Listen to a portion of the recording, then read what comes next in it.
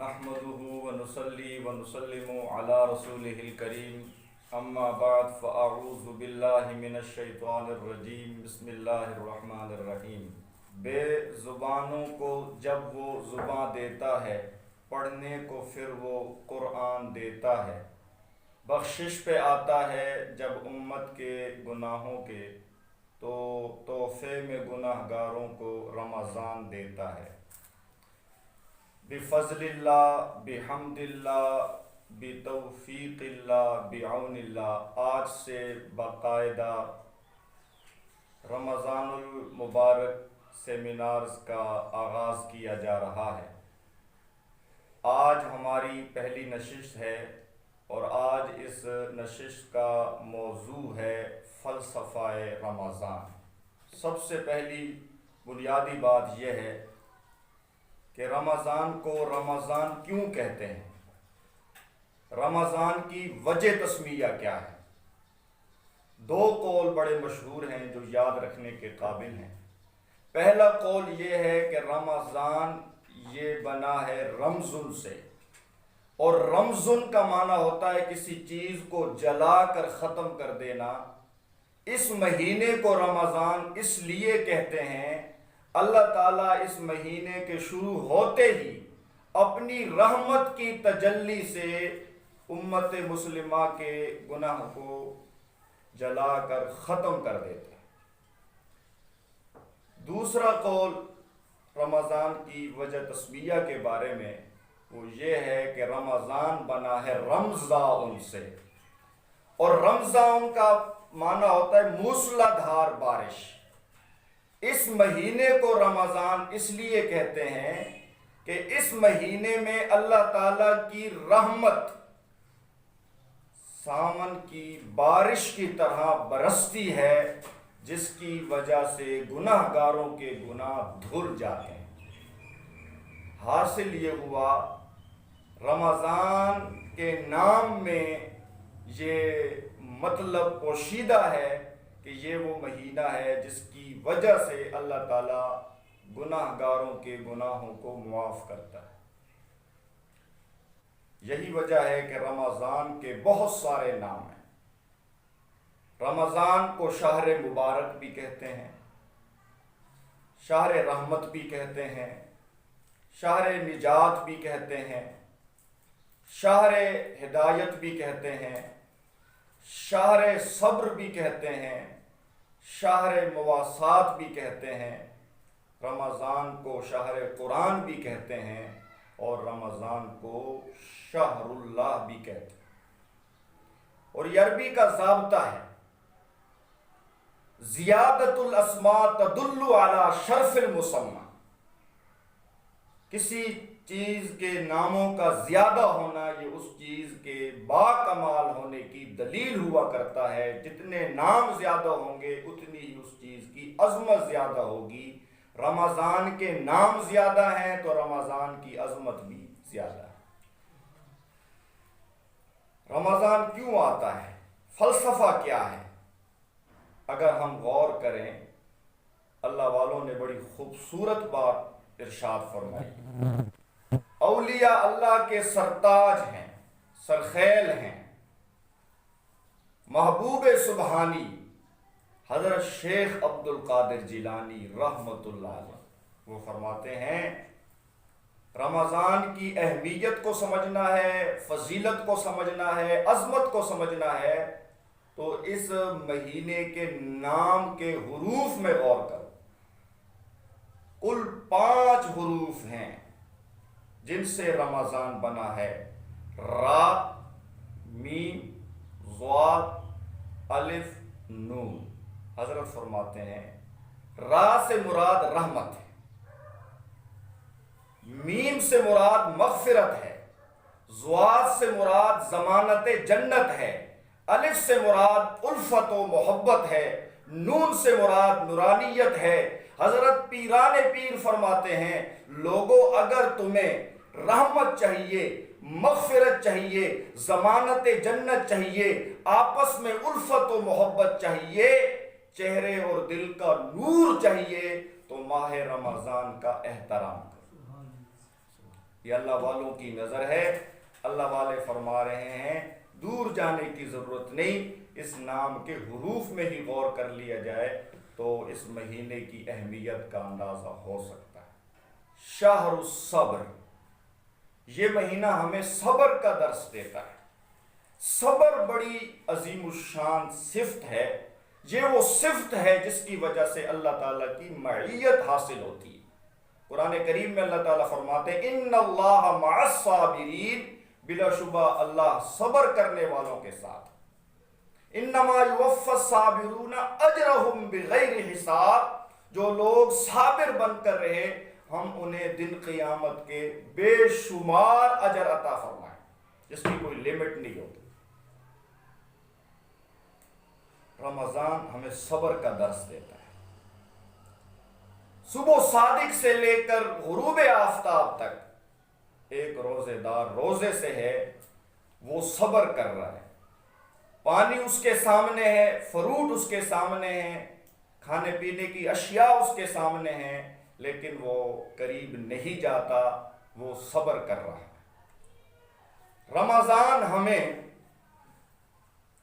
مواسات کا درس دیتا ہے، آپس کی خیر خواہی کا، ایک دوسرے کی بھلائی کا، محبتیں بانٹنے کا، دوسروں کو اپنے گلے سے لگانے کا، مشکل میں کام آنے کا، یہ رمضان ہمیں درس دیتا ہے۔ شہر المواسات، میرے آپ مسجد سے باہر تو حضرت عباس رضی اللہ تعالیٰ عنہ نے بڑا خوبصورت جواب دیا، فرمایا کہ میں نے اپنے پیارے آقا، شان والے آقا، مقام والے آقا، عزتوں والے آقا، رفعتوں والے آقا، عروج والے آقا، معراج والے آقا، قرآن والے آقا سے یہ ارشاد فرماتے ہوئے سنا ہے، جو مسلمان دوسرے مسلمان کی خیر خواہی کے لیے ایک قدم چلتا ہے، اللہ تعالیٰ اسے 10 سال کے مقبول اعتکاف کا ثواب مفت میں عطا فرما دے۔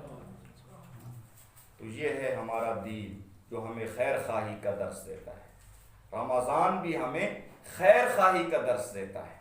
اپنے ماتحتوں پر، اپنے ملازموں پر رحم کرو، ان کے بوجھ کو ہلکا کرو، ان کی ضرورتوں کو پورا کرو، یہ ہے وہ ماہ شہر اللہ، اللہ تعالیٰ کا مہینہ۔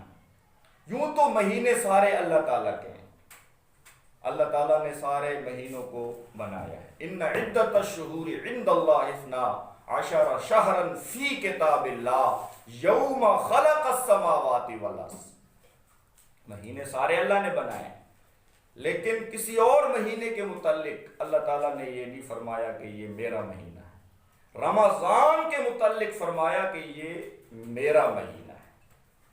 وجہ کیا ہے؟ وجہ یہ ہے کہ اللہ تعالیٰ کی رحمت 11 مہینوں میں اس طرح اپنے بندے کی طرف متوجہ نہیں ہوتی جس طرح ماہ رمضان میں اللہ تعالیٰ کی رحمت اپنے بندے کی طرف متوجہ ہوتی ہے۔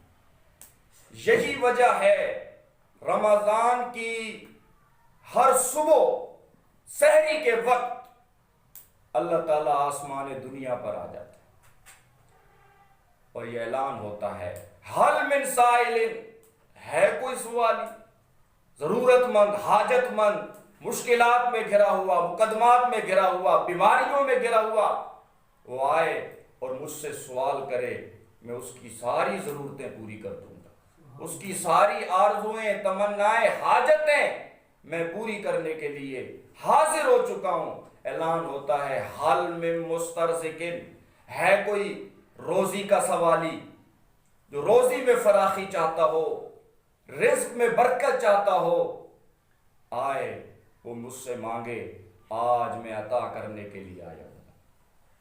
حل من مستغفرین، رمضان کی صبح سحری کے وقت اللہ تعالیٰ یہ اعلان کرتے ہیں ہے کوئی گناہوں میں ڈوبا ہوا، سر کے بالوں سے لے کر پیر کی چھوٹی انگلی تک پورا وجود گناہوں سے بھرا ہوا ہے، زندگی کی گناہوں سے بھر دیا۔ اللہ فرماتے ہیں آجا، رمضان کی بابرکت گھڑیاں ہیں، سچے دل سے توبہ کرنا تیرا کام ہے اور تیرے گناہوں کو نیکیوں میں تبدیل کرنا یہ میرا کام ہے۔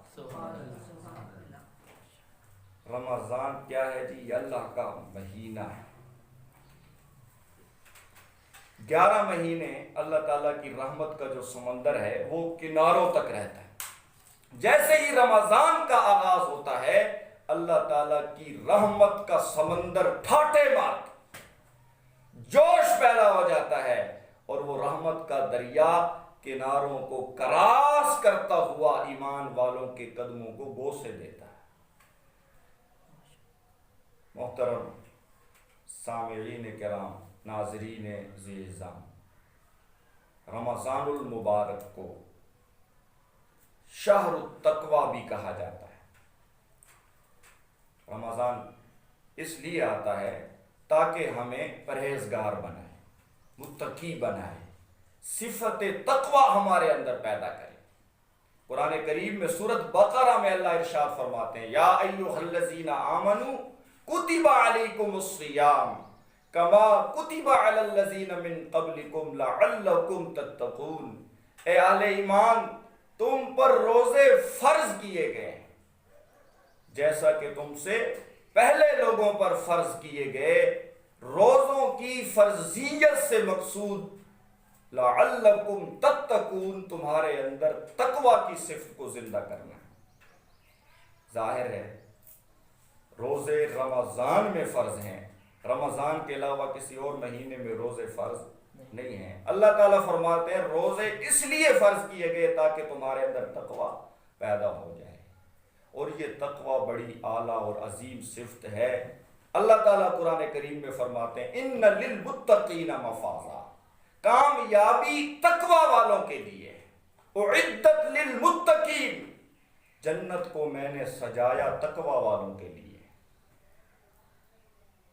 وَمَن يَتَّقِ اللَّهَ يَجْعَل لَّهُ مَخْرَجًا وَيَرْزُقْهُ مِنْ حَيْثُ لَا يَحْتَسِبُ، جو اللہ سے ڈرتا ہے، خوف خدا دل میں پیدا کرتا ہے، گناہوں سے بچتا ہے، اللہ تعالیٰ فرماتے ہیں ہم اس کے لیے آسانیاں پیدا کر دیتے ہیں، مشکل راستوں کو آسان کر دیتے ہیں، اور اسے ہم غیب کے خزانوں سے رزق عطا کرتے ہیں، ایسے انداز سے اسے ہم رزق دیتے ہیں کہ اس کا وہم و گمان بھی نہیں ہوتا کہ مجھے یوں بھی مل سکتا تھا، مجھے یہاں سے بھی مل سکتا تھا۔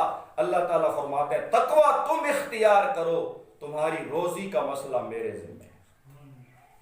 قرآن کریم میں اللہ تعالیٰ نے اپنے پیارے حبیب محمد مصطفیٰ صلی اللہ علیہ وسلم کو خطاب فرمایا، وَأْمُرْ أَهْلَكَ بِالصَّلَاةِ وَاسْتَبِرْ عَلَيْهَا، اے میرے نبی اپنے گھر والوں کو نماز کا حکم دیجیے اور خود بھی نماز پر ڈٹے رہیے۔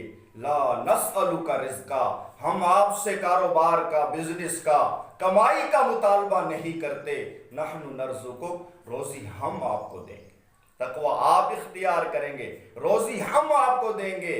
والعاقبۃ للتقوی، بہترین انجام تقوی والوں کے لیے۔ تقوی ہی کو ہمارے اندر اتارنے کے لیے اللہ تعالیٰ نے یہ ساری اہم عبادتیں فرض کی ہیں۔ چنانچہ جب حج کا ذکر آیا تو حج سے مقصود بھی تقوی ہے۔ وَتَزَوَّدُوا فَإِنَّ خَيْرَ الزَّادِ التَّقْوَى وَاتَّقُونِ يَا أُولِي الْأَلْبَابِ، اللہ تعالیٰ فرماتے ہیں حج کے مبارک سفر پر جانے والے حاجیوں، اس حج کے مبارک سفر میں سب سے جو قیمتی زاد راہ ہے وہ تقوی ہے۔ تقوی اختیار کرو، مجھ سے ڈرو اے عقل والو۔ پھر دوسرے مقام پر قربانی کے متعلق آیا، قربانی سے مقصود بھی تقوی ہے۔ لَن يَنَالَ اللَّهَ لُحُومُهَا وَلَا دِمَاؤُهَا وَلَٰكِن يَنَالُهُ التَّقْوَىٰ مِنكُمْ، اللہ تعالیٰ فرماتے ہیں میرے ہاں تمہارے جانوروں کا خون نہیں پہنچتا، جانوروں کا گوشت نہیں پہنچتا، جانوروں کا چمڑا نہیں پہنچتا، میں یہ نہیں دیکھتا کہ فلاں نے کتنے لاکھ کا بیل ذبح کیا ہے، کتنے ہزار کا بکرا ذبح کیا ہے، میں یہ نہیں دیکھتا، میں یہ دیکھتا ہوں اس نے کس جذبے سے ذبح کیا ہے، اس کے دل میں میری رضا ہے یا لوگوں کے لیے شہرت ہے، دکھلاوا ہے۔ اگر یہ میری رضا کے لیے قربانی کرے گا، تقوی کے جذبے سے کرے گا، جانور کے وجود پر جتنے بال ہیں اتنی ہی نیکیاں میں اس کے اعمال نامے میں لکھوں گا، اور جانور کا خون ابھی زمین پر نہیں گرے گا، صاحب قربانی کی میں مغفرت کر دوں گا۔ لیکن شرط کیا ہے؟ تقوی۔ وَلَٰكِن يَنَالُهُ التَّقْوَىٰ مِنكُمْ، تمہارے دل میں جو جذبہ ہے، خوف خدا ہے، وہ اللہ کو پہنچتا ہے۔ اور اگر خوف خدا رکھ کر رضا الہی کے لیے قربانی دی جائے، اللہ تعالیٰ فرماتے ہیں قربانی تو تم جانور کی دو گے لیکن تمہیں ثواب میں بیٹے کی قربانی کا عطا کرو۔ بہت احادیث سے ہمیں تقوی کی تعریف معلوم ہوتی ہے۔ عظیم صحابی رسول ہیں جنہوں نے سب سے زیادہ احادیث حضرت صلی اللہ علیہ وسلم سے روایت کی ہیں، حضرت ابو ہریرہ رضی اللہ تعالیٰ عنہ۔ ان سے کسی نے سوال کیا کہ حضرت تقوی کی تعریف ہمیں سمجھائیے، تقوی کسے کہتے ہیں؟ تو حضرت ابو ہریرہ رضی اللہ تعالیٰ عنہ جو شاگرد رسول ہیں، مرید رسول ہیں، مقتدی رسول ہیں، خادم رسول ہیں، محب رسول ہیں، عاشق رسول ہیں، حضرت ابو ہریرہ فرمانے لگے کہ کبھی تمہارا گزر کسی ایسے راستے سے ہوا ہے جس راستے میں خاردار جھاڑیاں ہوں، کانٹے ہوں، تو کیسے وہاں سے تم گزرتے ہو؟ تو بتانے والے نے بتایا بڑی احتیاط کے ساتھ، دامن بچا کر، کپڑے سمیٹ کر، کہیں کوئی جھاڑی کوئی کانٹا کپڑوں کو نہ لگ جائے، میرے وجود کو نہ لگ جائے، بڑی احتیاط سے بچ بچ کر گزرتا ہوں۔ حضرت ابو ہریرہ رضی اللہ تعالیٰ عنہ نے فرمایا انسان کے دائیں بائیں سامنے پیچھے ہر طرف شیطان نے گناہوں کی جھاڑیاں بچھائی ہوئی ہیں جن کے پیچھے جہنم ہے، دوزخ ہے۔ اب جو انسان ان جھاڑیوں سے بچ بچ کر زندگی گزارے گا اسے متقی کہیں گے، اور گناہوں سے بچنے کا نام تقوی ہے، گناہوں سے بچنے کا نام تقوی ہے۔ ایک صحابی نے عرض کیا یا رسول اللہ میں سب سے بڑا عبادت گزار بننا چاہتا ہوں، تو آپ نے یوں نہیں کہا کہ جی اتنی نفلیں پڑھ لے، اتنے روزے رکھ لے، اتنی تسبیحات کر لے، صدقات کر، خیرات کر، سب سے بڑا عبادت گزار بن جائے گا۔ بڑا آپ نے جامع مانے خوبصورت جواب دیا، آپ نے فرمایا اللہ تعالیٰ کی حرام کردہ چیزوں سے بچ جا، سب سے بڑا عبادت گزار بن جائے۔ اتق المحارم تکن اعبد الناس، جو چیزیں اللہ نے حرام کی ہیں ان سے بچ جا، سب سے بڑا کیا بن جائے گا؟ عبادت گزار بن جائے گا۔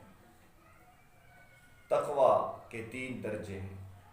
پہلا درجہ یہ ہے کہ محرمات سے بچا جائے، وہ چیزیں جو اللہ تعالیٰ نے حرام کی ہیں، رشوت ہے، سود ہے، ذخیرہ اندوزی ہے، ملاوٹ ہے، دھوکہ دہی ہے، غلط بیانی ہے، چوری ہے، زنا ہے، قتل ہے، والدین کی نافرمانی ہے، یہ سارے وہ گناہ ہیں جو حرام۔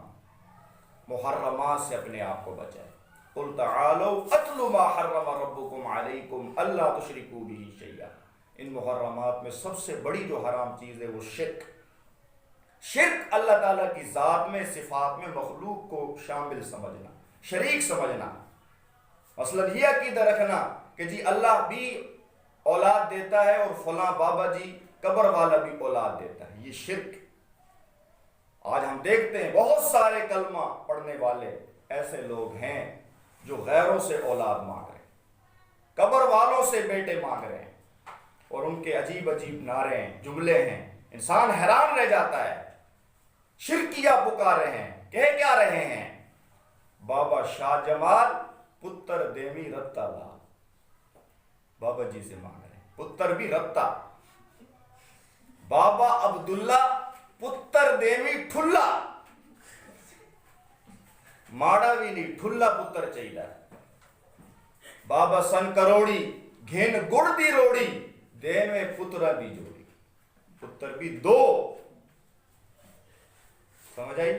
تو یہ ساری شرک کی مثال ہیں، شرک کی صورتیں ہیں۔ تو شرک یہ سب سے منحوس عمل ہے، سب سے غلیظ عمل ہے، یہ اللہ تعالیٰ کی غیرت کا مسئلہ ہے۔ جیسے ایک غیرت مند شوہر یہ برداشت نہیں کرتا کہ اس کی عزت میں کوئی دوسرا شریک ہو، اسی طرح وہ اللہ جس نے غیرتوں کو پیدا کیا ہے وہ یہ برداشت نہیں کرتا کہ اس کی عزت وحدانیت میں، عزت الوہیت میں کسی اور کو شریک کیا جائے۔ پھر لوگ کہتے ہیں جی ہم تو اللہ کے پیاروں کو اللہ کا شریک بناتے ہیں، نبی ولی اللہ تعالیٰ کے غیر تھوڑی ہیں، یہ تو اللہ کے پیارے ہیں، اور جو اللہ کا پیارا ہے تو ظاہر ہے ہم ان کو اللہ کا شریک بنا رہے ہیں۔ تو اس کا بھی بڑا خوبصورت جواب ہے کہ دیکھو، کیا آج تک آپ نے دیکھا ہے کوئی شادی شدہ ہو کر اپنی عزت میں اپنے بھائی کو شریک کرے؟ ایسے ہوتا ہے؟ بھائی اپنا نہیں ہے، بھائی پیارا نہیں ہے، بھائی اپنا بھی ہے، پیارا بھی ہے، لیکن اس کے باوجود اسے شادی شدہ بھائی اپنی عزت میں شریک کرنے کے لیے تیار نہیں ہے۔ تو اللہ بھی سمجھاتا ہے کہ تم تو بڑے حساس ہو، غیرت مند ہو، جب میرا معاملہ آتا ہے تو پھر یہ فارمولے میرے متعلق کیوں بناتے ہو؟ میں بھی یہ قطعاً برداشت ان اللہ لا یغفر ان یشرک بہ ویغفر ما دون ذلک لمن یشاء۔ زانی کا زنا بخشا جا سکتا ہے، قاتل کا قتل بخشا جا سکتا ہے، چور کی چوری بخشی جا سکتی ہے، شراب نوشی بخشی جا سکتی ہے، لیکن شرک نہیں بخشا جا سکتا۔ اور یاد رہے، پھر لوگ کہتے ہیں جی نبی سے محبت ہونی چاہیے۔ واقعی نبی سے محبت یہ ایمان کی جان ہے۔ اس وقت تک بندہ مومن نہیں جب تک وہ نبی پاک سے محبت نہ کرے۔ محمد ہے متاع عالم ایجاز سے پیارا، پدر مادر بدادر جہاں کی ہر چیز سے پیارا۔ محمد کی غلامی دین حق کی شرط اول ہے، گر ہو اسی میں خامی تو سب کچھ نامکمل ہے۔ کی محمد سے وفا تو نے تو ہم تیرے ہیں، یہ جہاں چیز ہے کیا لوح و قلم تیرے ہیں۔ قوت عشق سے ہر پست کو بالا کر دے، دہر میں اس میں محمد سے اجالا کر دے۔ حضور سے محبت یہ ایمان کا حصہ ہے، لیکن یاد رہے محبت میں بھی فرق ہوتا ہے۔ محبت میں بھی ایک محبت ہے والد سے اور ایک محبت ہے بھائی سے، فرق ہے یا کوئی فرق؟ ایک محبت ہے والدہ سے اور ایک محبت ہے بیوی سے، فرق ہے یا کوئی نہیں؟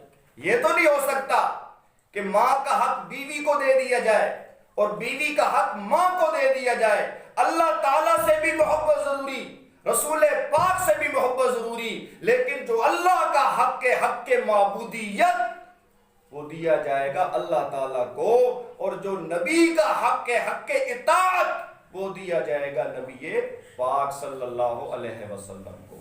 عزیزان من، عرض یہ کر رہا ہوں کہ محرمات سے بچنے کا نام تقویٰ ہے، یہ پہلا درجہ ہے۔ دوسرا درجہ ہے وہ چیزیں جو مکروہ ہیں، مکروہات سے بچنا جنہیں ناپسند کیا گیا ہے، جیسے کھڑے ہو کر کھانا پینا، یہ مکروہ ہے، ناپسندیدہ ہے۔ کھڑے ہو کر قضاء حاجت کرنا یہ مکروہ ہے، ناپسندیدہ ہے۔ مکروہات سے اپنے آپ کو بچائے۔ تیسرا درجہ تقوی کا یہ ہے کہ مشتبہات سے اپنے آپ کو بچائے، وہ چیزیں جن میں شبہ ہے، دو پہلو ہیں، یا تو وہ چیز حلال ہے یا وہ چیز حرام ہے، ایسی مشتبہ چیز سے بھی اپنے آپ کو بچائے۔ جو ان تین درجوں پر عمل کرے گا وہ متقی کہلائے گا۔ روزہ کیوں ہے؟ تقوی دار بنانے کے لیے۔ رمضان کیوں ہے؟ ہمارے اندر تقوی پیدا کرنے کے لیے۔ آخری گزارش کر کے اپنی بات کو مکمل کرتا ہوں۔ ناظرین کرام، سامعین عزیزاں، آخری گزارش یہ ہے، رمضان ہمیں بدلنے کے لیے ہے۔ رمضان یہ انقلاب ہے کہ وہ جو 11 ماہ ہم نے مسلسل غفلت میں گزارے ہیں، اب وقت ہے کہ ہم اللہ تعالیٰ سے رجوع کر لیں، معافی مانگیں، توبہ کر لیں۔ رمضان اس لیے ہے، یا اللہ جو سو ہو گیا، 11 ماہ غفلت میں گزارے، میں شرمندہ ہوں، نادم ہوں، بے نمازی رہا، جھوٹ بولتا رہا، غلط بیانی کرتا رہا، ذخیرہ اندوزی کرتا رہا، ملاوٹ کرتا رہا، قتل و غارت کرتا رہا، مولا اب رمضان آ گیا ہے، جو ہو گیا اس پر میں شرمندہ ہوں، اور آئندہ یہ عزم کرتا ہوں جیسے رمضان میں تیرا بن گیا ہوں، رمضان کے گزرنے کے بعد بھی میں تیرا ہی رہوں گا، تیرا در نہیں چھوڑوں گا۔ اصل میں یہ ہماری زندگی میں انقلاب لانے کے لیے، چینج لانے کے لیے یہ مہینہ آتا ہے، تو یہ ہمیں بدلنے کے لیے ہے۔ دیکھو رمضان سے ہمیں کیا حاصل ہوتا ہے؟ رمضان میں ہم کیا کرتے ہیں؟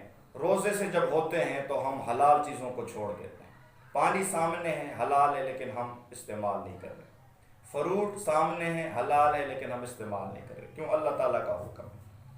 اللہ تعالیٰ ہمیں یہ پیغام دیتے ہیں ماہ رمضان میں، فلسفہ رمضان یہ ہے کہ لوگوں، جس رب کے کہنے پر تم نے رمضان میں حلال چیزوں کو چھوڑا ہے، جب رمضان گزر جائے تو اسی رب کے کہنے پر حرام چیزوں کو بھی چھوڑ دو، اور اسی کا نام کیا ہے جی؟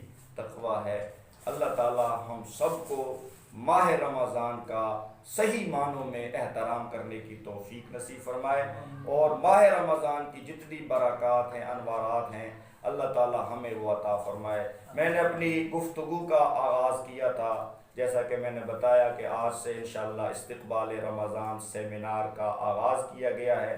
پہلی نشست یہ آج برخاست ہو چکی، آئندہ نشست انشاءاللہ فضائل رمضان کے ٹاپک پر ہوگی، اور اس میں آپ حضرات شریک ہوں گے انشاءاللہ۔ یہ ہمارے پروگرام ریکارڈ ہوں گے اور بعد میں یہ نشر کیے جائیں گے، تو جن جن بھائیوں تک میری یہ آواز پہنچے، تو مقصود ہمارا ان سیمینار سے اللہ تعالیٰ کی رضا ہے، اصلاح ہے، اپنی دوسروں تک اطلاع ہے، اور مقصود ماہ رمضان کے متعلق آگاہی دینا ہے، کیونکہ آج ہم دنیا داری میں، دنیا کے دھندوں میں اس قدر بیزی ہو چکے ہیں کہ ہمیں رمضان کی اہمیت کا ہی نہیں پتہ۔ وہ ایک لطیفہ مشہور ہے جو آج کے اس دور میں عام عوام پہ یہ لطیفہ فٹ آتا ہے، کہ ایک مولانا صاحب جمعے میں بیان فرما رہے تھے رمضان سے پہلے کہ لوگوں رمضان آ رہا ہے تیار ہو جاؤ، رمضان آ رہا ہے تیار ہو جاؤ، رمضان آ رہا ہے تیار ہو جاؤ۔ درمیان میں ایک جٹ بیٹھا ہوا تھا، تو وہ ادھر سے اٹھا اور جہاں سے لوگ آتے جاتے تھے راستے میں کھڑا ہو گیا، جو بھی شخص وہاں سے گزرتا ہے اس سے وہ اس کا نام پوچھتا ہے کہ جی آپ کا نام۔ اتفاق سے ایک شخص آیا، اس سے پوچھا جی آپ کا نام؟ اس نے کہا جی میرا نام رمضان ہے۔ ہاں، تو ہی ہے وہ جس کے متعلق مولانا صاحب ہر جمعے میں ہمیں ڈراتے ہیں کہ رمضان آ رہا ہے تیار ہو جاؤ۔ وہ اونٹ پر سوار تھا، تو اس جٹ نے کیا کیا؟ اس رمضان نامی آدمی کو قتل کر دیا، اور ساتھ ہی جو اس کا اونٹ تھا اس کو بھی مار دیا۔ اب جب اگلا جمعہ آیا، مولانا صاحب تو فکر مند تھے، مولانا صاحب نے پھر لوگوں کو ڈرایا، رمضان آ رہا ہے تیار ہو جاؤ۔ وہ جٹ کھڑا ہو گیا، مولانا صاحب بے فکر ہو جائے، رمضان کا میں نے کام تمام کر دیا۔ مولانا صاحب نے کہا نعوذ باللہ، تو وہ آگے سے جٹ کہنے لگا ہاں جو نعوذ باللہ تھا اس کو بھی میں نے مار دیا۔ اس نے یہ سمجھا کہ اس نعوذ باللہ سے مراد ہوں گے۔ تو یہ ہماری علمی جہالت ہے، تو ہمیں آگاہی حاصل ہونی چاہیے۔ رمضان آ رہا ہے تو رمضان کے متعلق، قربانی آ رہی ہے تو قربانی کے متعلق، محرم آ رہا ہے تو محرم کے متعلق ہمیں معلومات ہونی چاہیے۔ اللہ تعالی ہم سب کا حامی و ناصر ہو۔ وآخر دعوانا ان الحمد للہ رب العالمین۔